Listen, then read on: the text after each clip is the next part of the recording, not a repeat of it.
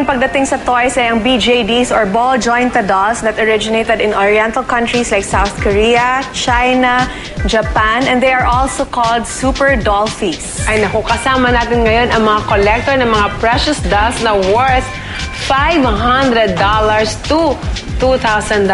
Napakamahal naman ito, pero sige. We have with us Krishna Kalingasyon, Miss Beatrice Yu, Christine Lacelis, and Joey David. Ano yan? You're all friends or cousins? We met Through... through the dolls. You met through the dolls. Why? Is there a community here in the Philippines that collects ball-jointed dolls? Yes, there's a ball jointed doll community in the Philippines. It's called Manika Manila, and we're all members of Manika Manila. So, ilang members kayo sa inyong organization? It now has around 40 or so members.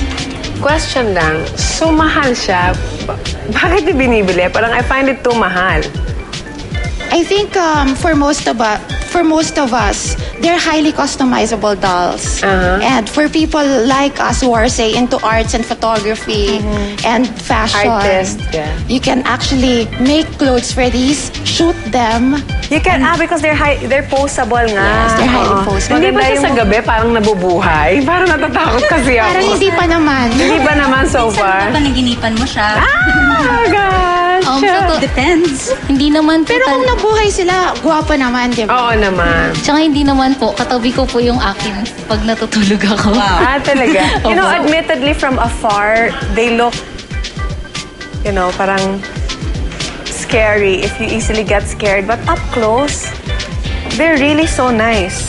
Even, hawak ka nga ng isa para makita mo. Maganda talaga. Ako?